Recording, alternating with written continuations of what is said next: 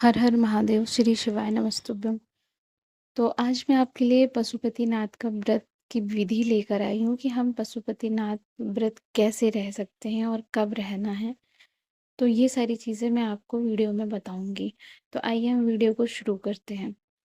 तो पशुपतिनाथ का व्रत जो है वो हमें सोमवार से रहना होता है। अगर सावन सोमवार आता है तो बहुत अच्छी बात है। अगर नहीं आता है तो आप कभी भी पशुपतिनाथ व्रत रह सकती हैं। और इस व्रत में 5 व्रत रहे जाते हैं।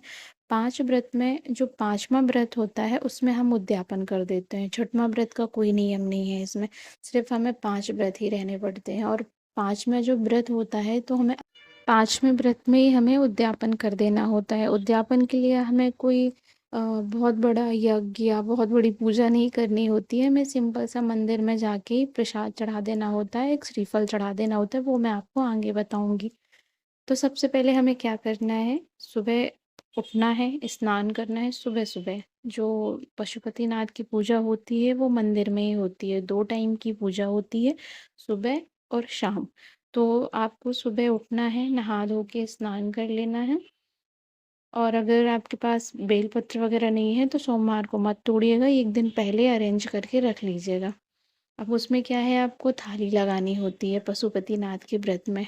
व्रत रहने जब हम व्रत रहते हैं तो थाली में आपको आपकी जो भी श्रद्धा है, आप जो भी मंदिर जाके चढ़ाना चाहती हैं वो आप थाली में सजा लीजिए। फूल, बेलपत्र, चंदन, दूध, दही, दिया, मतलब जो हम ले जाना चाहते हैं, शंकर जी को अर्पित करना चाहते हैं। बस ये ध्यान रखिएगा कि हम जो भी लेके जा रहे हैं वो हमें 2 टाइम के लिए हो जाना चाहिए, सुबह के लिए और शाम के लिए। क्योंकि हम एक्स्ट्रा थाली में शाम को और कुछ भी नहीं रखेंगे।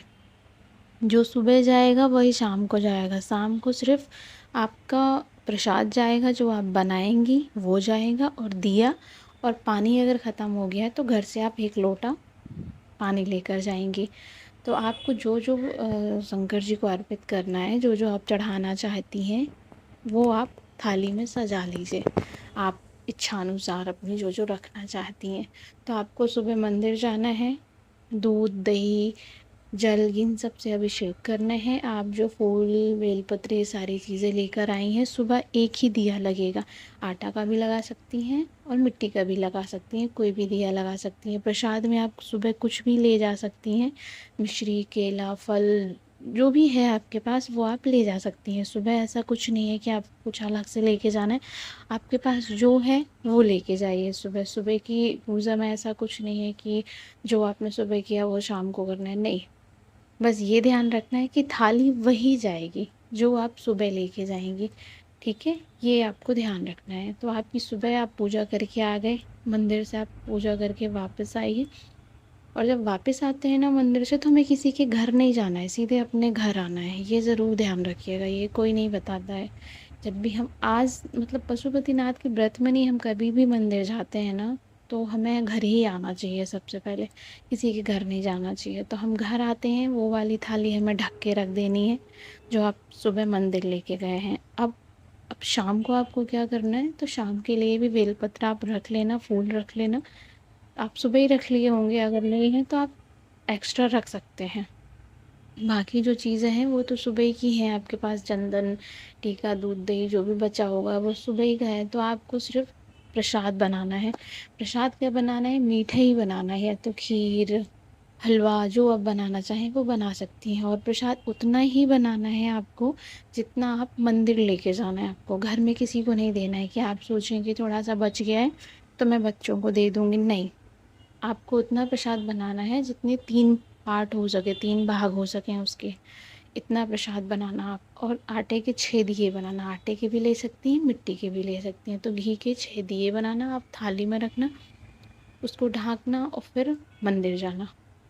1 लोटा जल ज़रूर ले लीजिएगा अपने घर से, क्योंकि आपको सुबह का जल तो ख़त्म हो गया होगा। तो आपको ये सारी चीज़ें ले जाके मंदिर पहुँचना है। मंदिर जब जाते हैं आप, तो मंदिर में जाने के बाद जैसे आपने सुबह की पूजा की थी वैसे ही आपको शाम को पूजा करनी है। जैसे आपने सुबह जलाभिषेक किया, घी, दूध, दही ये सारी चीज़ें, बस आपके जो प्रसाद लेके आए हैं आप, तो उसके आपको 3 भाग करने हैं। तो घर से आप पत्तल, दोना कुछ भी ला सकती हैं। इतने ही आप डिवाइड करिएगा, 3 पार्ट करिएगा उसके कि तीनों में बराबर-बराबर आ जाए। तो ये करने के बाद आपको पहले प्रसाद लगा देना है, उसके बाद आपको 5 दिए जो आपने 6 दिए घर से लेके आए थे, तो आपको 5 दिए जलाने हैं। पहले प्रसाद लगाना है, उसके बाद दिया जलाना है और छठवां दिया भी वहीं रख देना है, पर छठवां दिया जलाना नहीं है हमें, सिर्फ 5 दिए जलाने हैं। जो छठवां दिया है वो हमें वापस उस पे रख लेना है, अपनी थाली में रख लेना बिना जला हुआ। और आपने जो 3 प्रसाद लगाए हैं, 2 वहीं रख देने हैं, तीसरा हमें अपनी थाली में रख लेना है। और जो आपका और जो आप थाली में सामान लेके आए थे वो अपना पूरा वहीं ख़त्म करके आना है। जो आप लेके आए थे वहीं आप अर्पित कर दीजिए भोलेनाथ को। बस आपको थाली में सिर्फ इतनी चीज़ें लेके आनी है। लोटा अपना वापस रख लीजिए, जो आप सामान लेके आए थे, बर्तन वगैरह जो लेके आए हैं वो आप वापस रख लीजिए। जब आप घर आते हैं तो अपने दरवाजे में राइट साइड पे, हाँ, जो आपका राइट साइड होगा, तो जो आप दिया लेके आए थे वो एक दिया आपको राइट साइड पे जलाना है। थोड़ा-सा जो पानी बचा होगा लोटे में, वो आप जो पानी है वो उसको थोड़ा-सा डालिएगा राइट साइड पे, वहाँ पे आप दिया जलाइएगा। थोड़े से फूल-वूल जो बचे हों तो वो आप रख सकते हैं, नहीं बचे हैं तो कोई बात नहीं। वो दिया जलाने के बाद आपको वापस अंदर जाना है, अंदर घर पे जाना है। और आपने जो अपने लिए फलाहार बनाया है शाम का, तो वो आपको करना है। लेकिन जो आप प्रसाद एक लेके आए हैं, तीसरा प्रसाद जो अपने साथ लेके आए हैं, वो आपको खुद करना है और पहले करना है। सबसे पहले अपने फलाहार करने से पहले आपको वो प्रसाद खाना है, उसके बाद आपको अपना फलाहार करना है। बस इतनी ही पूजा होती है उनकी, पशुपतिनाथ की, जो हम व्रत रहते हैं। तो 4 व्रत हमें सेम ऐसे ही करने हैं। और ये याद रखिएगा कि आपने जो प्रसाद बनाया है शाम का, तो वही आपको 5 दिन बनाने हैं शाम को। सुबह आप कुछ भी रख सकते हैं, फल में, मीठे में, मिठाई में, मिश्री जो भी है आपके पास सुबह वो रख सकते हैं। लेकिन शाम को आपने जो प्रसाद बनाया वही आपको 5 दिन बनाने हैं। तो जो 5वें दिन की पूजा होगी, अगर आपके बीच में व्रत में कोई भी एकादशी या कोई भी व्रत फँस जाता है, तो आप पशुपतिनाथ का व्रत छोड़ सकती हैं, नेक्स्ट मंडे से आप रह सकती हैं। आप अपना जो व्रत है एकादशी का, प्रदोष का, वो व्रत रहेंगी।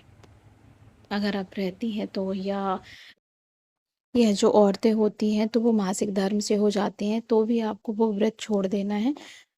अगला जो सोमवार आएगा तब आपको रहना है। और जो 5वां व्रत है आपका, तो आपको उसमें कुछ नहीं करना है, सिर्फ़ आपको अलग से एक श्रीफल यानी नारियल, कलावा उसमें बाँध लेना है और 11 रुपए अलग से उसी में बाँध लेने हैं। वो आपको चढ़ाने हैं जाके अलग से। और आप अपने श्रद्धानुसार 108 चीज़ें चढ़ा सकते हैं, बेलपत्र, चावल, कुछ भी चढ़ाना है, मूँग दाल या कुछ जो आप चढ़ाना चाहते हैं, 108 चीज़।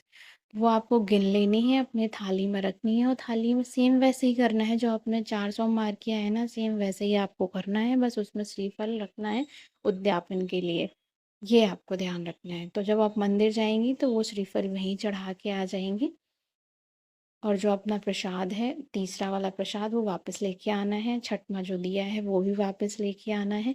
बस आपको ये आपका उद्यापन हो जाता है। और उद्यापन अगर और डिटेल में आप जानना चाहती हैं तो मैं कमेंट बॉक्स में ना उद्यापन विधि, जो पूरी विधि है उसकी लिंक दे दूँगी, वीडियो की लिंक है। मैंने अलग से पूरी वीडियो बनाई हुई है, तो आप उसमें जाके देख सकते हैं कि हमें 5वां जो उद्यापन है कैसे कर।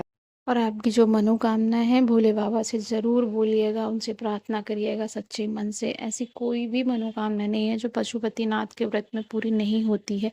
अगर आपसे कोई गलती हो जाती है तो वो बात अलग है कि उसमें टाइम लग जाता है। अगर गलती नहीं होती है, अच्छे से जैसे पूजा करनी चाहिए, अगर वैसे ही आप करते हैं बिना गलती के, तो आपकी मनोकामना ज़रूर पूरी होती है। 1 महीने लग सकते हैं, 2 महीने लग सकते हैं, 3 महीने लग सकते हैं, पर इससे ज़्यादा नहीं लगेंगे। और ये बात ज़रूर ध्यान रखिएगा कि आपको कोई भी चीज़ शेयर नहीं करनी है मंदिर में जाके अपनी पूजा की।